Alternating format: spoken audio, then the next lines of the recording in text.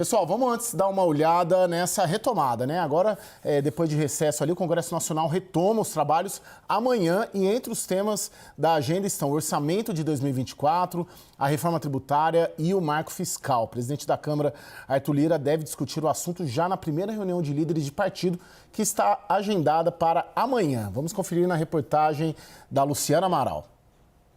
Após 2 semanas de recesso, o Congresso vai retomar os trabalhos com foco na agenda econômica. E, apesar das divergências, os presidentes da Câmara, Arthur Lira, e o do Senado, Rodrigo Pacheco, estão alinhados sobre a necessidade de manter no segundo semestre o ritmo célere dos trabalhos do Legislativo.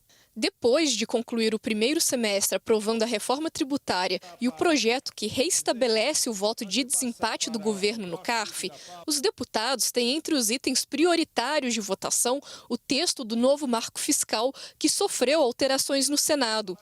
O presidente da Câmara, Arthur Lira, já sinalizou que deve pautar a proposta na segunda semana de agosto.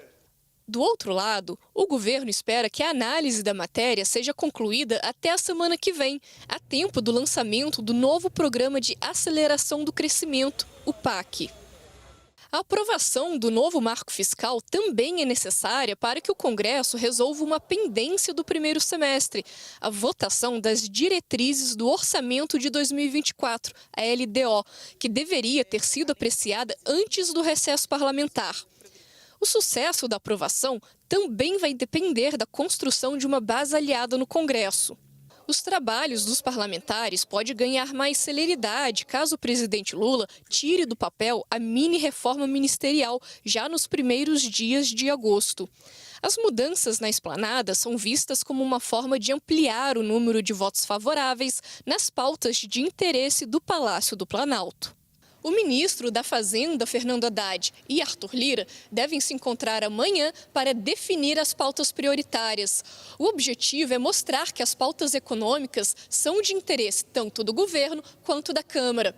A agenda Lira-Haddad deve ocorrer antes do almoço de Arthur Lira com os líderes partidários, que vai definir a agenda de votação. No Senado, as atenções também estão voltadas às matérias econômicas. Nas primeiras semanas, Pacheco deve levar para votação no plenário o texto que retoma o voto de qualidade do CARF. Outra prioridade dos senadores é a reforma tributária aprovada pelos deputados em julho. A proposta irá tramitar apenas na Comissão de Constituição e Justiça e a ideia do governo é levar o texto para votação no plenário em outubro. O Congresso também deve dar início à tramitação da chamada MP das Bets, a medida provisória que prevê a taxação de 18% para as empresas de apostas esportivas. Vamos lá para a análise. Cristiano, essa reforma ministerial que nós estamos cobrindo, vocês das consultorias acompanhando, ela garante a estabilidade? Tem uma garantia de que se entrar PP e republicanos, se mudar o presidente da Caixa, o governo Lula 3 terá estabilidade e vida fácil em Brasília? Olha, Caio, não vai ter porque a relação com o Congresso Nacional é sempre muito tensa e o Congresso é muito fragmentado. E existe também, associado a isso, uma certa divergência em relação a determinados temas que o Congresso Nacional se coloca. Por exemplo, o governo chegou criticando reforma trabalhista, o ministro Carlos Lupe chegou a criticar a reforma da Previdência, a autonomia do Banco Central, privatização da Eletrobras. Então, até o marco de saneamento também, que o governo editou o decreto e foi obrigado a recuar de determinados pontos. Então, existe uma pauta onde, independentemente do espaço que o Centrão tenha, o governo não vai conseguir avançar no Congresso Nacional. Agora, existe uma pauta econômica, e essa sim, uma pauta até considerada equilibrada, racional do ponto de vista fiscal, tributário também, que é liderada pelo ministro Fernando Haddad, que essa sim pode ter um nível de adesão maior no Congresso Nacional. A gente viu a reforma tributária, o placar que teve, né? Graças também a uma negociação onde entrou o Tarcísio. Mas, por exemplo, a gente está falando de apoio de republicanos, de União Brasil. Lembrando que a gente tem alguns senadores, por exemplo, Moro, Hamilton Mourão, esses senadores, por exemplo, mas existem exemplos de deputados, e assim como senadores também, que existe uma pauta que ele não vai aderir naturalmente ao governo. Agora, existe uma outra, como o Ciro Nogueira estava falando, a reforma tributária é um tema suprapartidário, independente de governo e tudo mais. E nesses pontos aí eu acho que o governo consegue sim esse apoio. Ô, Renata, o que o Cristiano coloca, basicamente, é que o governo vai ter uma facilidade nas agendas em comum. Né? Quando houver agenda em comum entre o Palácio do Planalto e o Poder Executivo, entre o Palácio do Planalto e o Congresso Nacional. Agora já começaram a pintar aí alguns sinais de divergência dessa agenda. Por exemplo, reforma administrativa, que o Arthur Lira é a favor, o Palácio do Planalto é contra. Por exemplo, taxação dos super ricos, Arthur Lira já manifestou que é contra, o Palácio do Planalto a favor. Na sua percepção em Brasília, o governo vai arriscar avançar mesmo ao sentir que o Congresso não vê parte da sua agenda com simpatia? Algumas dessas disputas, o governo vai ter que comprar, ele não vai ter opção. Boa noite, Caio, boa noite aos meus colegas, boa noite a todos. Por quê? Quando a gente fala sobre taxação dos super ricos ou outras iniciativas de arrecadação que foram externadas pelo ministro da Fazenda, a gente está falando de uma necessidade do governo de aumentar as suas fontes de receita. Ou não coloca de pé o marco fiscal, que até agora foi a grande cartada ali, apresentada por Fernando Haddad. Não era exatamente o que o mercado queria, mas também não era o que o PT queria, e o resultado disso foi algo que, no final das contas, passou a ser muito bem avaliado. Mas isso tudo vai por água abaixo se não se conseguir colocar esse plano de pé, e esse plano depende de arrecadação. Então, vamos supor que sim, taxação de super ricos não vá para frente. Qual é a alternativa? Se Arthur Lira começar a boicotar todas essas frentes, aí o governo vai ter um grande problema. Então, algum tipo de negociação e insistir nessa agenda será necessário. Não à toa a gente viu o governo já decidir encaminhar vários desses temas por meio de medida provisória, para a coisa já começar a rodar. Daniel, desculpa, claro. Renata. Não, imagina. Por favor, me desculpe. Só uma amarração para devolver para vocês. O que eu entendo, quando o Cristiano fala, né, vários temas, o governo mesmo dando ali cargos não vai conseguir. Ao meu ver, desde o início dessa negociação primeiro ponto, para o governo, na verdade, contratar um seguro, facilitar algumas conversas. Segundo aspecto, poder encaminhar com mais facilidade alguns temas. Então, o governo, o que está fazendo ao entregar algumas coisas para o Centrão é tentar trazer Arthur Lira para convergir na pauta que dê ali, e segundo, evitar maiores problemas, porque o governo sabe que não vai ter esse partido todos na base. Daniel, não tem uma equação um pouco complexa aí para o governo, que o governo tem tentado imprimir, traçar uma risca no chão em relação ao Arthur Lira, privilegiar os partidos, os presidentes de partidos nesse debate de reforma ministerial? Qual que é a jogada ali? Tudo bem, o governo, eu sinto que reconhece a força do Arthur Lira, mas não quer considerá-lo o único expoente ali do Centrão, a única voz para negociar essa reforma. Tem um cálculo político aí? Caio, o que o governo não pode fazer é tratar esses partidos do Centrão, que flertam com uma aliança, com a entrada na coalizão governista, como se tratasse de blocos monolíticos, porque não adianta fechar uma aliança com republicanos, ou fechar uma aliança com União Brasil, ou com o PP, levando expoentes desses partidos para os ministérios, para a esplanada dos ministérios, e achar que com isso está contratando simplesmente o voto integral das bancadas. Não é assim. Uma série de erros precisa ser evitada com relação à abordagem desses partidos. Por exemplo, liberação de emendas tem que ser uma constante do ponto de vista do governo, né? Tem que ser uma constante, ocupação de cargos de segundo escalão, o recebimento, uma relação mais afetiva por parte do presidente e seus ministros com os parlamentares, que foi uma coisa que não aconteceu no primeiro semestre em boa parte. Agora, também vejo um caminho mais aberto para o governo na medida em que os radicais foram se afastando um pouco, a agenda mais radical foi se afastando um pouco. Dos dois lados. Se, por um lado, o governo está deixando para lá aquela agenda de falar em autonomia do Banco Central, grandes reversões da reforma trabalhista, privatização da Eletrobras, esses assuntos estão saindo de cena ultimamente. Do outro lado, vê-se uma direita mais dura, uma direita mais radical, também enfraquecida pela inelegibilidade de Jair Bolsonaro. Portanto, a conversa fica mais franca, fica mais direta, fica mais, digamos, indo à substância de projetos de lei e medidas provisórias. Não tem nem mais a briga Lira-Pacheco, como a gente viu no auge do primeiro semestre. Então, o caminho está mais aberto para tratar de temas mais substantivos. Ô, Cristiano, se a reforma ministerial não garante o avanço das agendas que eles têm divergência, por que uma reforma ministerial, então? Porque para aprovar o que é consenso, isso é fácil, né? O duro é aprovar o que já há dissenso, não é? Bom, Caio, isso é um processo paulatino de confiança que o governo vai também criando, né? Então, com essa reforma ministerial, o governo aumenta o diálogo com esses partidos do Centrão. Veja que o Haddad, ele está, a partir dessas revisões de notas que o Brasil teve, o mercado começa a apoiar mais, a reconhecer o trabalho do Haddad. O Haddad se credencia também para até insistir nessa agenda, abandonar uma agenda mais radical. E isso, no futuro, pode significar até aliança no âmbito federal e no âmbito estadual. E todo mundo quer estar ao lado de quem está bem na foto. Então, quando esses partidos se aproximam do governo, ele também cria um distanciamento dos opositores do governo lá na frente.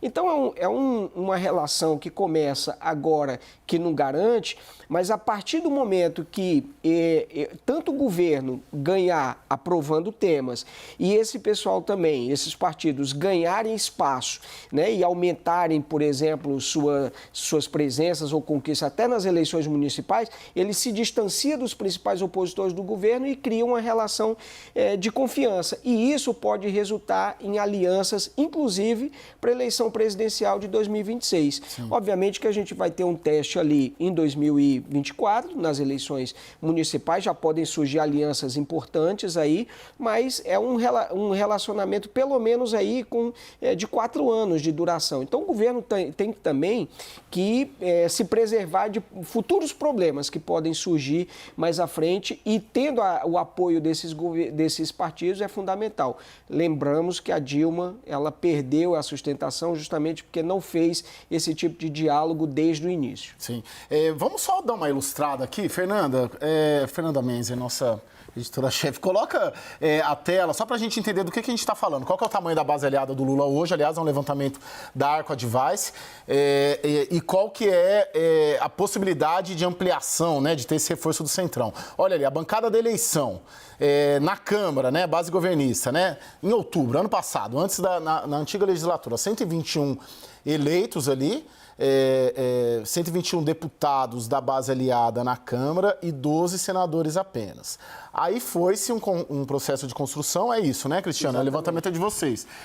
Esse 121 e o 12 são todos os partidos que participaram da coligação do Lula, né, apenas. Ele aumenta por quê? Porque o Lula convidou o PSD, convidou o União Brasil, convidou o MDB, Simone Tebet está aí, e aí essa base ela aumenta, vai para 284 e 49 senadores. A entrada do PP e do Republicanos mais a consolidação do União Brasil aumenta potencialmente, pelo menos no papel, esse número para 374 deputados e 59 senadores. Veja, Caio, que é número suficiente ali para aprovar PEC nas duas casas. Sim, sim. Agora, sabe uma coisa que chamou a atenção? Volta os meninos ali, Fê, vamos jogar para a Renata. Nesse processo todo, né, fica esse ambiente de tá bom para todo mundo, mas para a oposição, se consolidar esse cenário, ela vai diminuindo.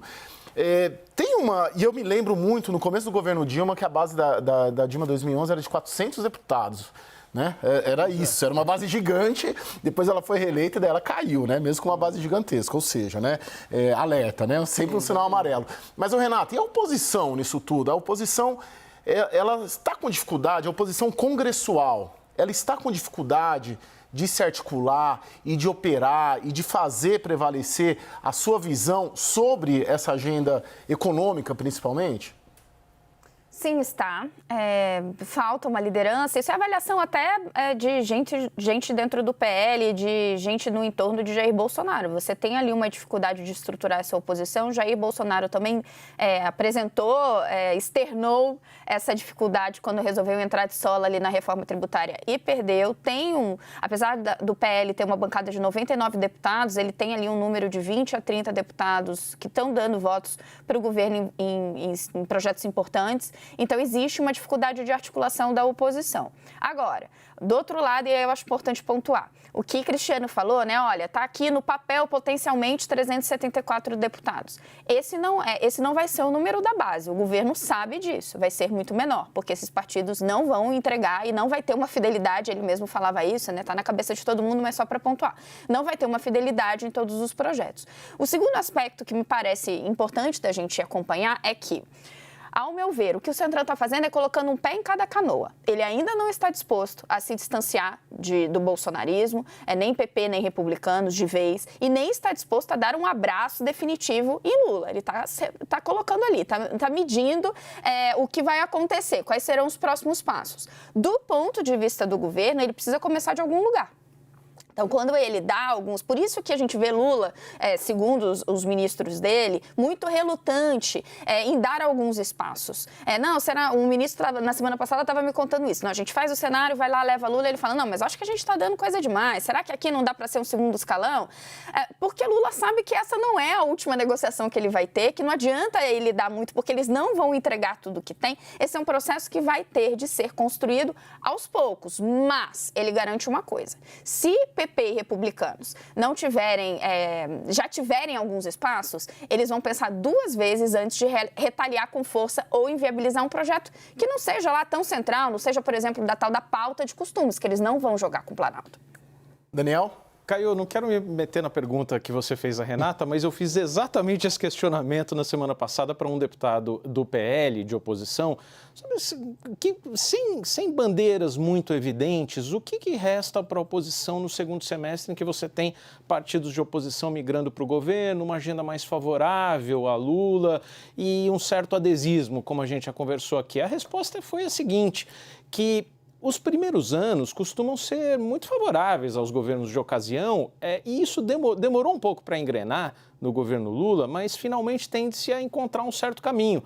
Agora, que isso tem prazo de validade. Quando entra 2024, aí o cenário já é outro, eleições municipais, as alianças começam a se formar, os deputados aqui em Brasília já não começam a olhar tanto as votações no parlamento e sim o que está acontecendo nas suas bases, e aí sim vai haver um dissenso maior e uma volta dos oposicionistas às bandeiras de oposição, isso que disse esse deputado. Agora, sem querer contestar absolutamente o levantamento do Cristiano, só tendo a achar também que 374 não é o número da base exatamente, porque ali, União Brasil, você tem Rosângela Moro, tem Mendonça Filho, tem Kim Kataguiri, republicano, você tem Tenente Zucco, que é presidente da CPI, fortemente de oposição. Esse pessoal não vai votar com o governo. Agora, o que a gente ouve muito aqui do pessoal do Centrão é o seguinte, do pessoal que vai aderir ao governo, planeja aderir ao governo, que vão aderir em pautas econômicas, mas não aquelas pautas ideológicas. E quando eles se referem às pautas ideológicas, não estão nem falando das pautas de costumes propriamente ditas. Eles estão dizendo o quê? Marco temporal é ideológico, saneamento é ideológico, tributação de super ricos é algo ideológico. Então, essa linha que o Centrão costuma chamar de ideológica é uma linha que o governo não contrata, a meu ver, com essa mini-reforma ministerial.